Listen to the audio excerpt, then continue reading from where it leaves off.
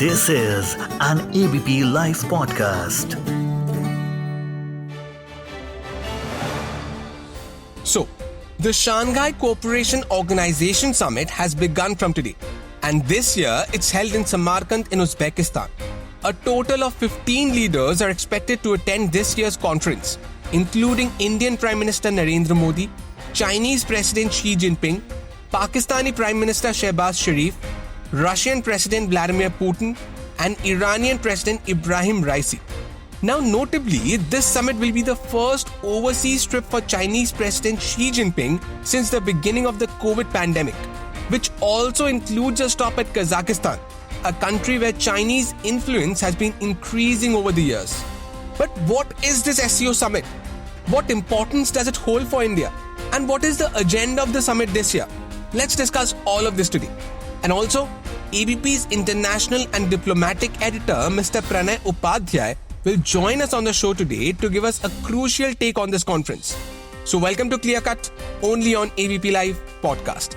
I'm your newsman Rudrashish, and today, let's talk about Shanghai Cooperation Organization Summit.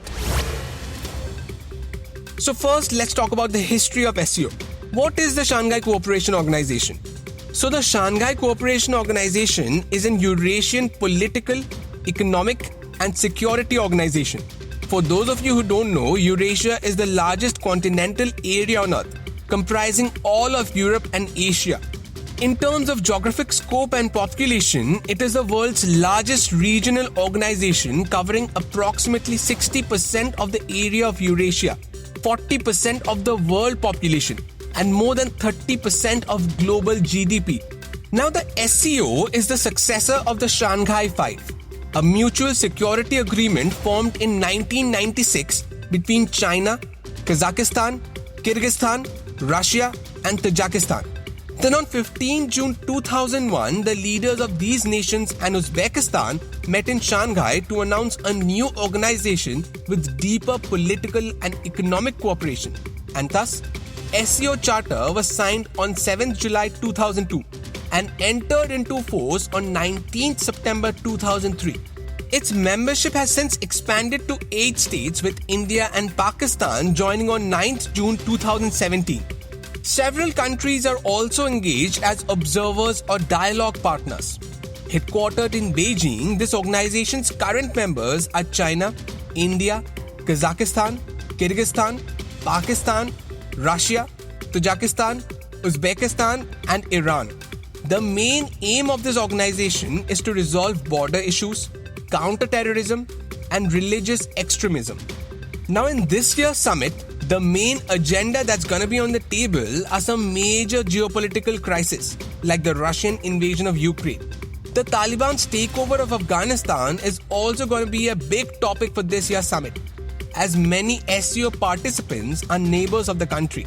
However, no schedule of these bilateral meetings have been put out yet. But if a meeting between Indian Prime Minister Narendra Modi and Chinese President Xi Jinping happens, it'll be watched very closely, as both these countries have been engaged in a military face-off along the line of actual control in the eastern part of Ladakh since May 2020. Now, this year's meeting will be the first in-person meeting since 2019. But this year's summit will be of great significance for India, as the country is going to take over the presidency of the summit for next year, according to the rotational policy of the summit. Basically, the SCO is seen as the eastern counterpart of North Atlantic Treaty Organization, and one of its main aims is to counter American influence in Asia. According to news reports, Prime Minister Narendra Modi is slated to meet Russia's Vladimir Putin and Iran's Ebrahim Raisi to discuss various security and cooperation issues. And now we have ABP's international and diplomatic editor, Mr. Pranay Upadhyay, joining us on the show today. So welcome to Clear Cut, sir. It's a pleasure to have you on the show again. Definitely. It's always a pleasure to talk with you and be in your show. Thank you, sir. So, sir, SCO Summit. I remember Lenin once said, there are decades when nothing happens and there are weeks when decades happen. And the current geopolitical scene seems a frame of this quote. Frame to frame quote. So how will this year's summit, SCO Summit, impact the geopolitical scenario and its members? What do you think? It's a very interesting question, which you started with an interesting quote, and definitely we always have to refer to history to give to take the references. And if you see the current landscape or the geopolitical landscape, it's clearly reflection of the historical complications which we have inherited, be it the disintegration of USSR, which manifested into the problems between Russia and Ukraine, and now we are in the war situation, especially in Ukraine, which has not been resolved till about 6 months. It's been there. So this SCO Summit, if you see SCO as an organization, this is around almost 2-decade-old organization. It was instituted in 2001, then later on grew, and it came to a level where now it is one of the largest regional cooperation organization. And it has Russia, it has China, it has India, it has Pakistan, almost 8 members. And with this Samarkand Summit, which is happening in Uzbekistan, this is the 18th summit of SCO, there Iran would also become the permanent member of this organization.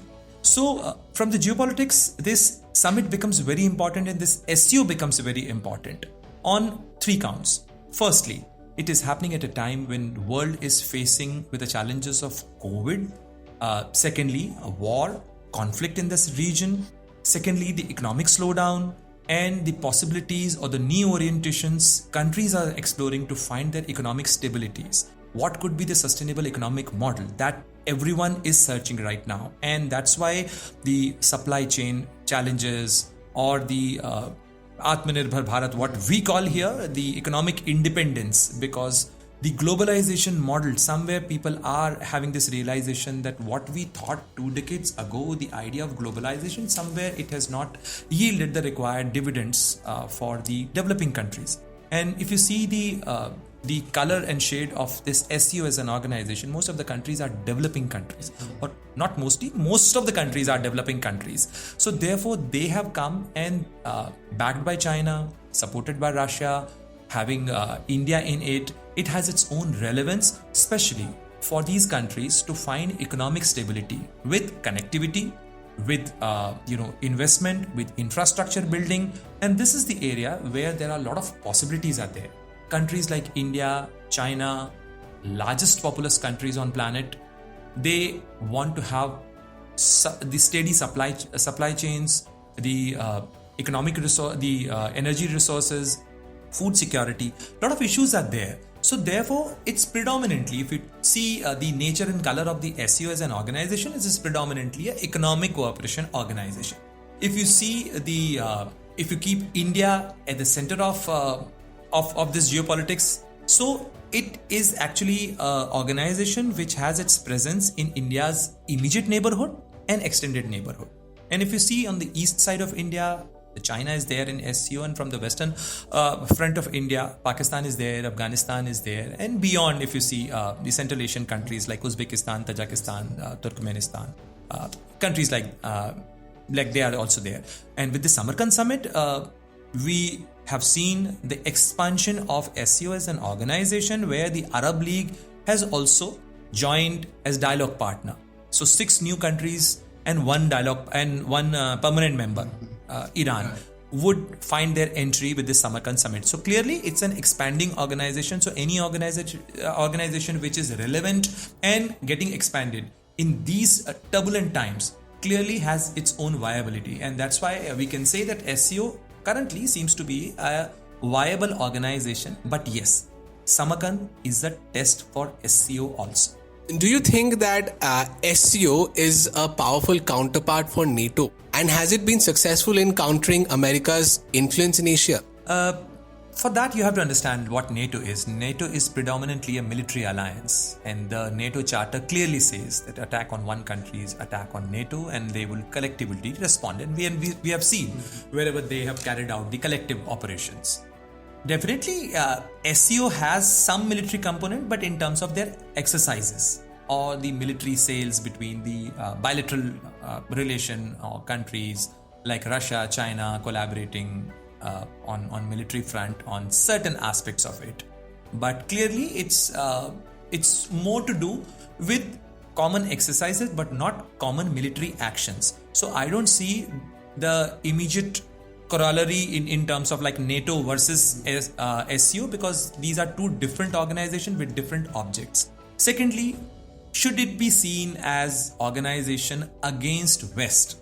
The recent statement by SCO coordinator in Uzbekistan, Nubinto, he said this is not, and nowhere these countries give a geopolitical call of action against West. This is basically a regional cooperation organization where these countries who share borders with each other are trying to collaborate and work out and minimize their differences, because the countries like India, China, Pakistan, Afghanistan, Iran, they all have their own bilateral border disputes. So at a time, having their border disputes still pending, if these countries are trying to work out the relationship to make certain things happen, this is a mechanism. So definitely, in clear terms, it cannot be related. But yes, if you see the optics of it, certainly countries like Russia, China, Iran, if they find a platform, and we know the geopolitical landscape right now, so definitely if they come together, they would want to have some alternative model. And clearly countries like Russia, China, Iran, they are talking about the multipolarity of the world, or defying the unipolarity of the US-led economic order. So definitely you will see in the Samarkand summit the more robust ideas, or at least some concrete ideas in terms of the currency swap, in terms of the bilateral trade, so that it finds its own viability with the economic backup. So, sir, how important is this year's SCO Summit for India? I mean, speaking bilaterally, how can India gain in bilateral relations and in the larger Eurasian region as well? You asked a very important question, and if you see the optics of it, SCO Summit is important act of balance for India in India's foreign policy. This is actually an evidence of India's foreign policy independence, or the autonomous nature of India's strategic interests. If you see the implementation of a bilateral agreement, the entry of Iran, bilateral agreement between Iran and Uzbekistan, which they formalized today, it gives a connectivity of India-made Chabar project, or the Chabar port, with Uzbekistan's dry port, and thereafter linking it to the INSTC, which is the International North-South Trade Transport Corridor.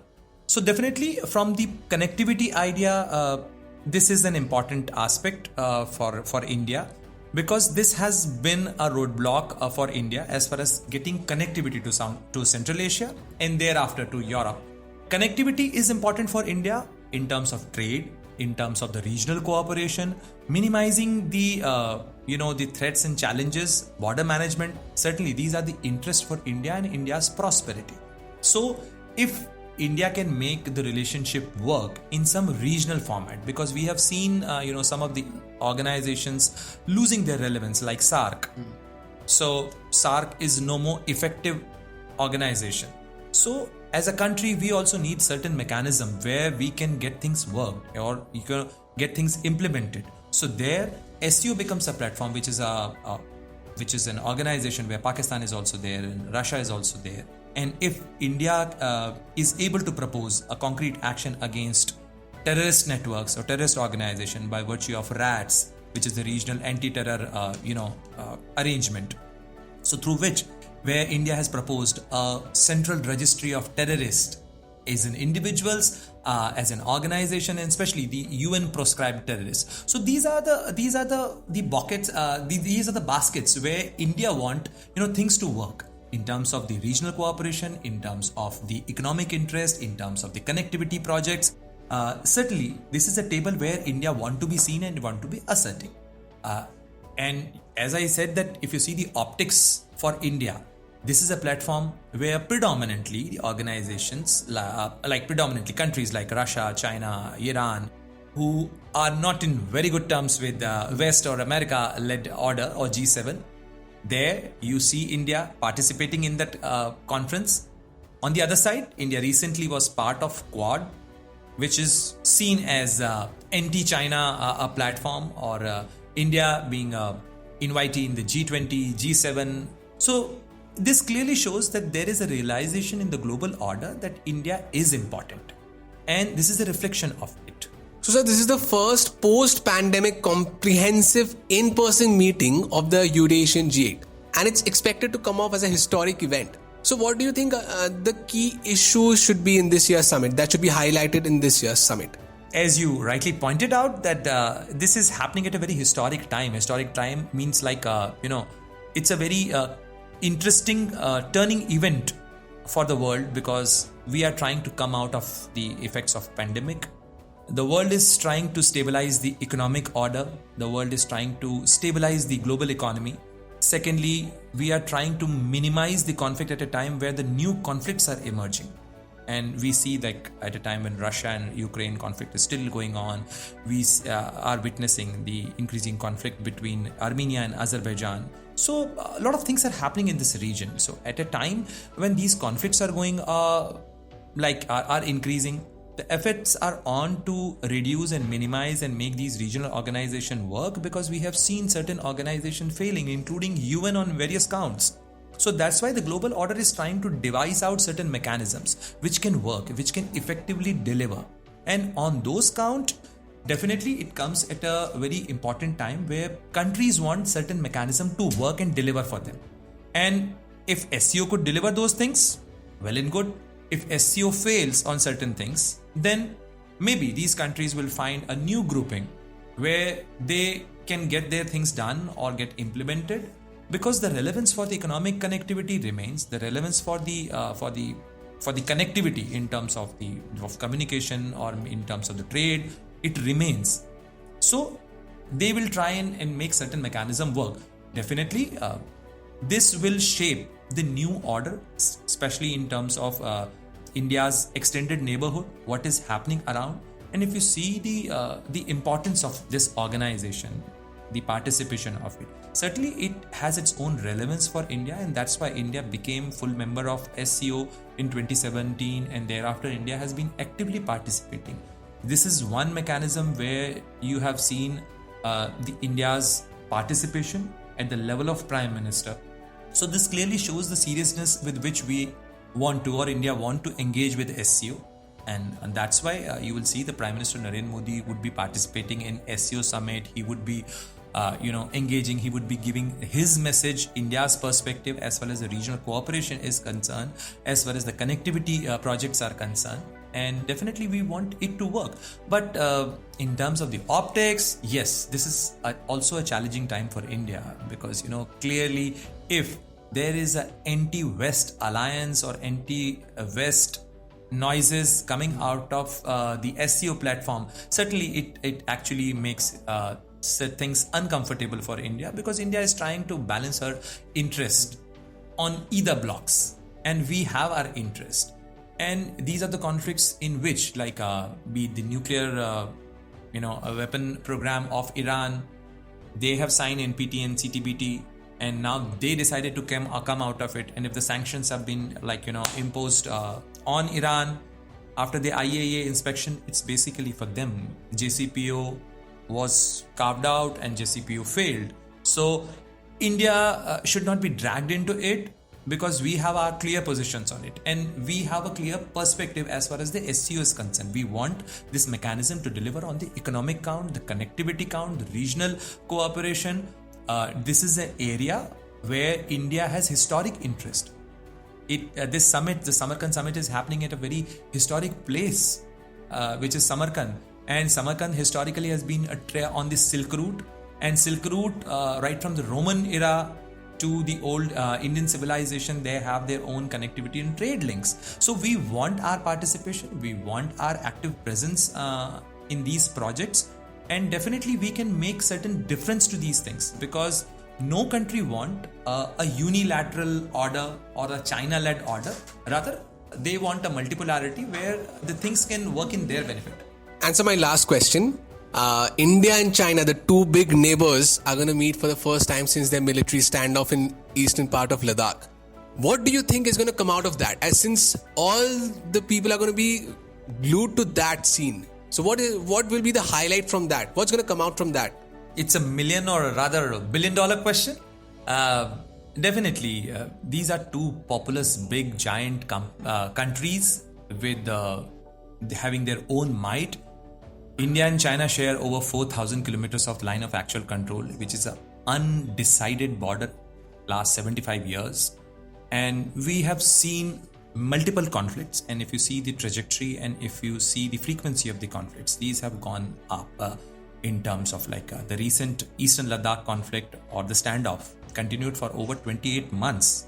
Recently, India and China worked out an arrangement that on PP15, which is the patrolling point 15 and Hot Spring and Gogra, both countries decided to de-escalate, disengage.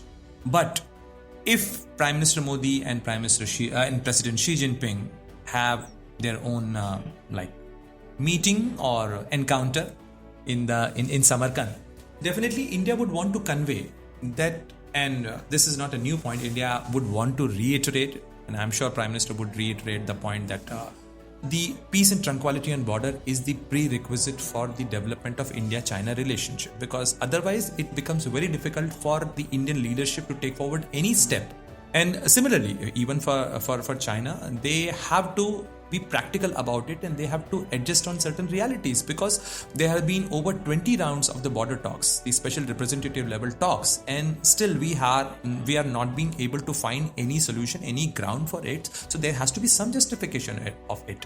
So if they want to negotiate on this count, they have to come seriously on table, and that is the expectation. And I'm sure Prime Minister of India, if he meets the Chinese president, he would convey these things. But if you see, similar situation was there I recall in Hamburg in 2017. That was immediately at a time when Doklam standoff was going on. Prime Minister was traveling to Hamburg in Germany. G20 summit was taking place there, and at that point in time, there was speculations that will both these leaders meeting there or not. So there was no confirmation at that time given by India's External Affairs Ministry or the Chinese side. But we witnessed that finally they both met and they tried working out certain further steps. And thereafter we have seen that in 2018 we had Wuhan summit, and then thereafter the Mamallapuram edition of the informal summit between both the leaders. But after few months of this Mamallapuram summit of October 2019, within 7 months, we witnessed this Eastern Ladakh crisis. So definitely India would want more stability and more predictability in terms of engagement with China, because you cannot have unpredictable nature of a relationship where we do not know that anything can escalate into a military conflict. So India would want to convey that thing.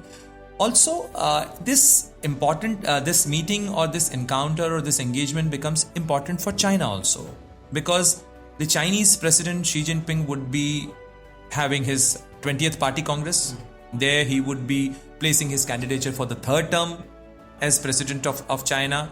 So definitely he would want to go to Party Congress, which is the largest political congregation of China, and he would want to project his report card with certain kind of corrective measures, or he would want to be seen as saner and a leader who can manage the differences or especially the border differences of China's neighbors. So definitely there could be some move, but we have to see, because right now the time is not very conducive for a structured dialogue, for a structured meeting. So we might have some pull aside kind of things. In diplomacy, we say that diplomacy is art of possibilities.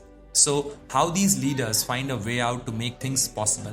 Can they be creative about it? Can they find some solution? And if because these are the opportunities where the political leadership can break the barriers. The political leadership, if they come together, they decide certain things, they can convey, they can direct their respective bureaucracies to make things work, and this can bypass the red tapeism.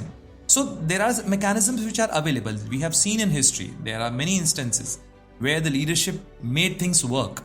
So this is the time.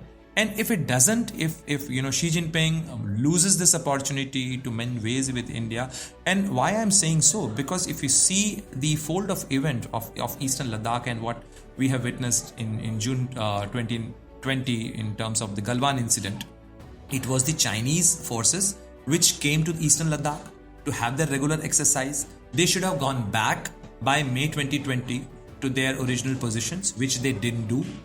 And then India had to give, have their own deployment.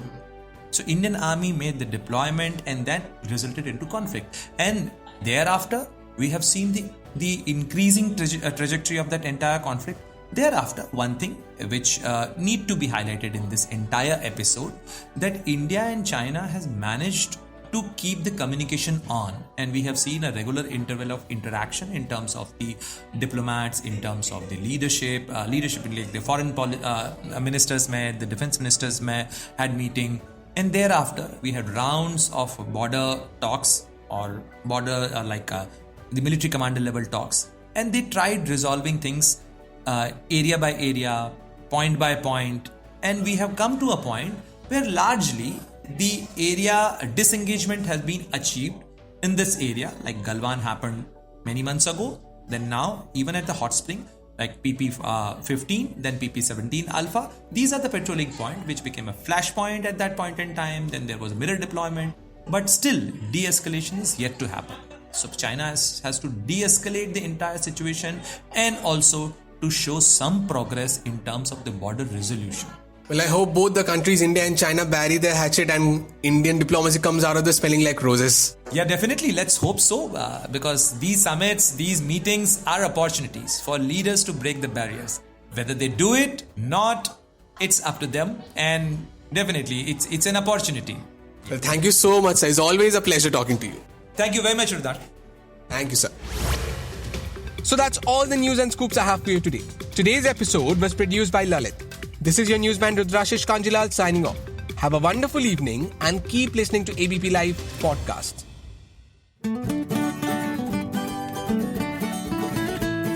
This is an ABP Live podcast.